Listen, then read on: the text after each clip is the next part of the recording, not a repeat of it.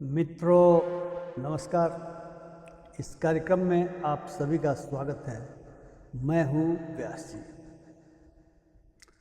राम राम करके विजय को 10 मई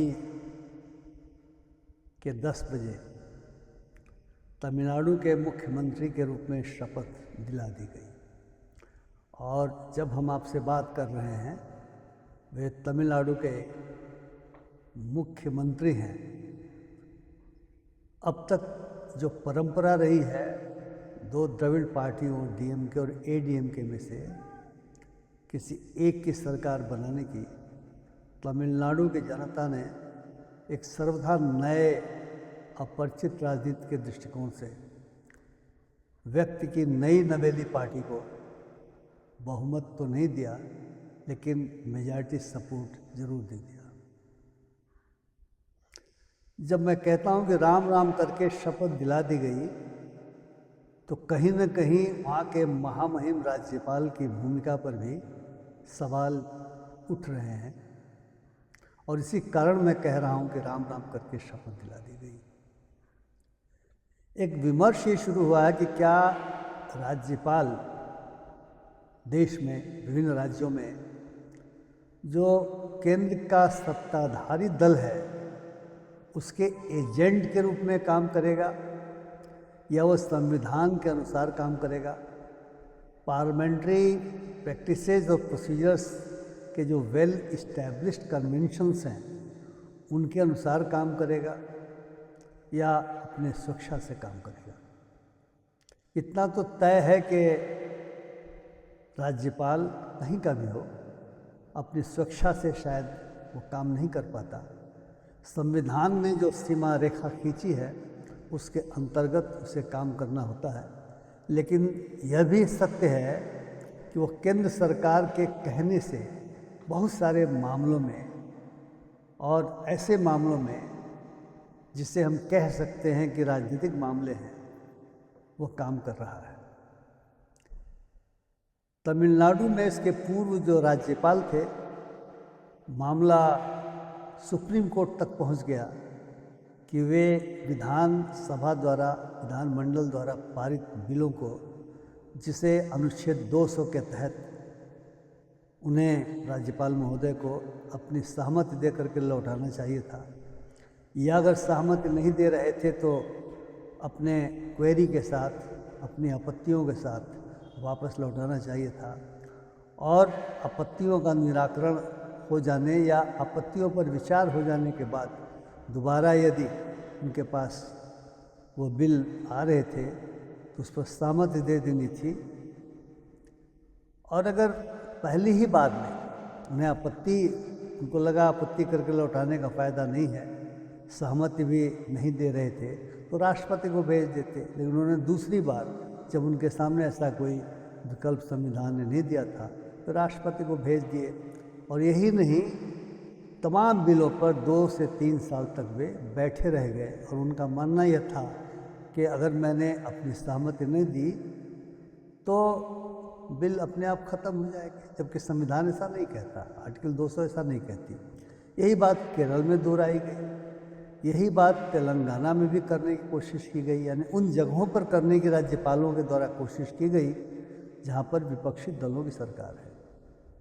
इसी परिप्रेक्ष्य में विजय को 4 बार जब राज्यपाल के यहाँ जाना पड़ा तो सवाल उठ खड़ा हुआ है कि त्रिशंकु विधानसभा अगर हो जाती है तो राज्यपाल एक राज्य में कोई आचरण दूसरे राज्य में कोई आचरण करने के लिए स्वतंत्र है क्या?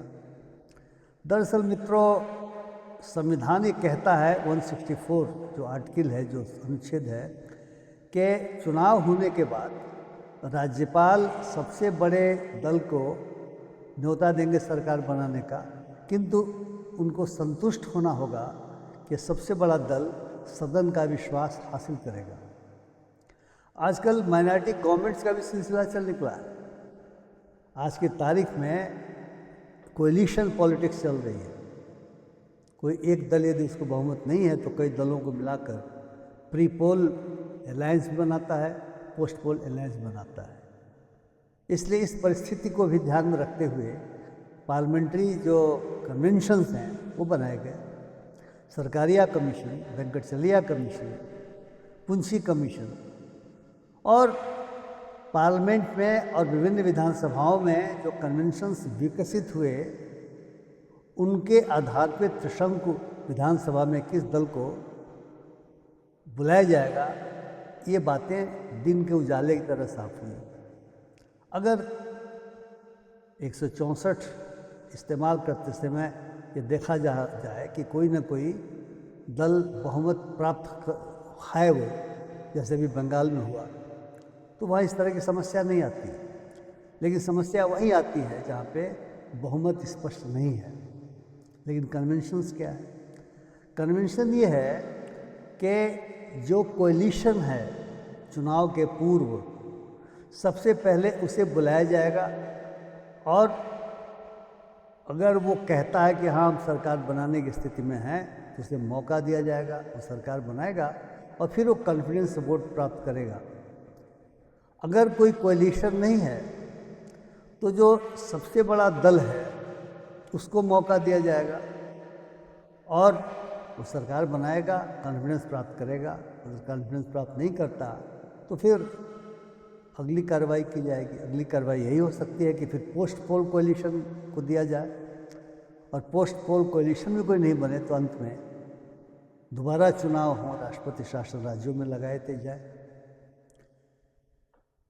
लेकिन दुर्भाग्य हो गया तमिलनाडु में कि महामहिम गवर्नर ने अपने पूर्वाधिकारी के नक्शे कदम पर चलते हुए ये दिखलाया कि वे केंद्र सरकार के एजेंट की तरह से काम करते हैं, उनको कन्वेंशन से कोई मतलब नहीं है। वे कहते रहे कि आपके पास मात्र 108 एमएलए का समर्थन है, उसमें से विजय स्वयं 2 जगहों से जीते हैं, 107 हो गया, इस्तीफा देना पड़ेगा। अब 11 अतिरिक्त कहाँ से जुटाइएगा, साइन करा कर ले आइए। अरे भाई, चीज़ें तो असेंबली में तय होती, विश्वास मत के समय तय होती, लेकिन उन्होंने कहा नहीं, और विजय भी लगे रहे। और पहले कांग्रेस, फिर लेफ्ट पार्टी, फिर बीसीके, फिर आईयूएमएल सब मिला करके जब 120-121 का आंकड़ा बन गया तो चौथी बार में गवर्नर के सामने कोई विकल्प नहीं था। उन्होंने कहा कि ठीक है, आप शपथ अगले दिन लीजिए, लेकिन 3 दिन के अंदर विश्वास मत प्राप्त कर लीजिए। ज़रा समझा जाए कि अन्य राज्यों में भी गवर्नर्स ने क्या यही किया हुआ है। मित्रों, हमारे सामने 2017 में गोवा का उदाहरण, भारतीय जनता पार्टी को जीत जो मिली वो 14 सीटों पर मिली, कांग्रेस को 17 सीटों पर। लेकिन वहाँ जो महामहिम मृदुला सिन्हा जी थी, उन्होंने पता नहीं किस कन्वेंशन के हिसाब से बीजेपी को बुला लिया, उनको मौका दिया, अच्छा खासा मौका दिया विश्वास मत प्राप्त करने का। दल बदल हुए, उनकी सरकार बन गई।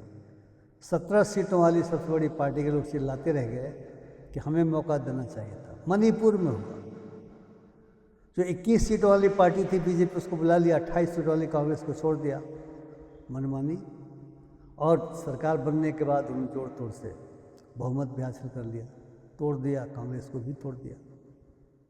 महाराष्ट्र में तो 5 बजे भोर में शपथ दिलवा दी देवेंद्र फडणवीस को और उनके साथ साथ अजीत पवार को,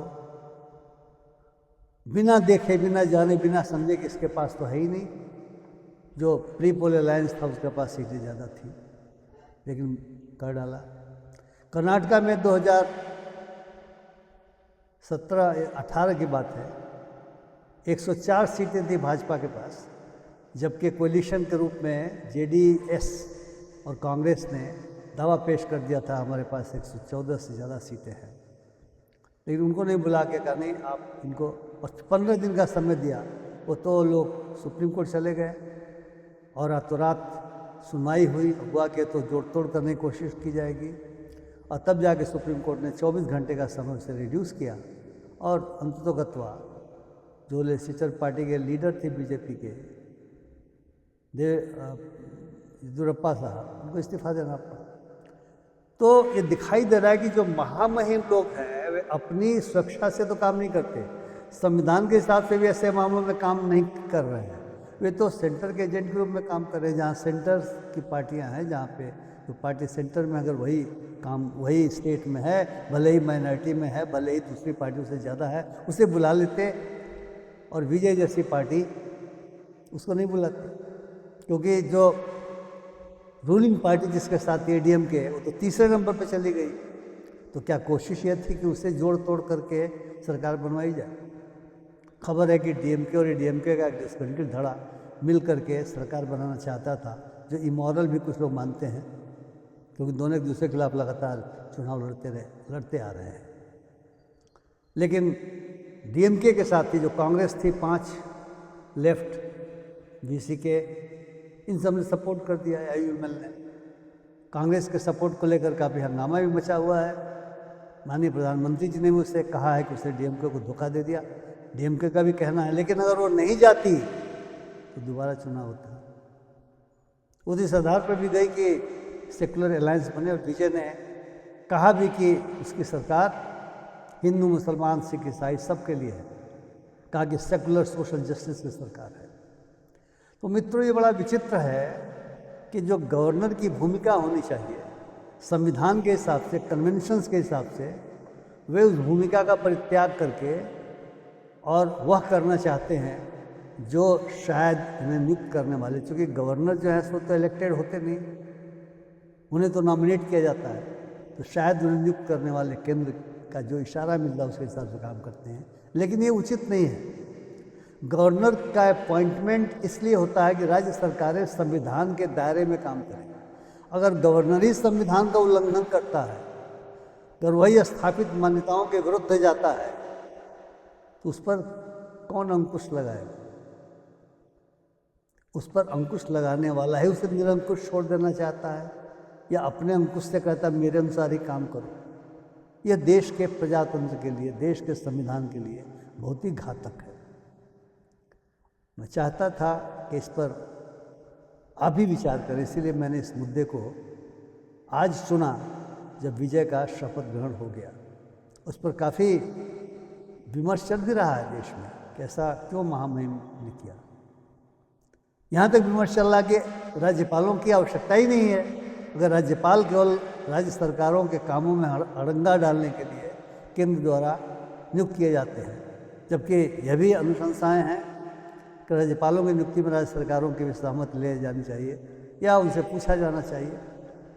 लेकिन देखा गया है कि शुरू से ही, आज़ादी के बाद से ही, कि जो राजनीति में पुराने पड़ गए लोग होते हैं या सफल हो गए होते हैं, उन्हें गवर्नर हाउस में भेज दिया जाता है। अब तो उसका नाम लोक भवन हो गया। तो लोक वहाँ है या नहीं हम नहीं जानते, पहले राजभवन था, लेकिन नाम तो बदल दिया गया, बोतल का नाम बदल दिया गया। अब उस बोतल में क्या पदार्थ है, पहले वाला पदार्थ है, नया पदार्थ है, आप खुद निर्णय करेंगे। तो मित्रों, इसलिए मैंने सोचा कि इस मुद्दे पर मैं आपसे चर्चा करूं। क्या गवर्नर जैसे इंस्टीट्यूशन की आवश्यकता नहीं है? क्या त्रिशंकु विधानसभा की स्थिति होने पर गवर्नर को संविधान और कन्वेंशन के अनुसार काम करना चाहिए, या जैसा उनको नियुक्त करने वाले सेंट्रल गवर्नमेंट के संबंधित मंत्रालय से कहा जा रहा हो ऐसा करना चाहिए? क्या ऐसा करेंगे तो डेमोक्रेसी के लिए उचित होगा? आप भी विचार करें, और अगर आपको विचार करने के बाद मुझसे सहमति होती है तो आप इस वीडियो को लाइक करें, शेयर करें, अपनी टिप्पणियों से लाभान्वित करें। यदि असहमत हैं तब भी संविधान के रोशनी में, कन्वेंशन के रोशनी में अपने विचार निश्चित तौर से आप व्यक्त करें। विचारों के आदान प्रदान से ही हम सभी एक दूसरे से सीखेंगे, सिखलाएंगे।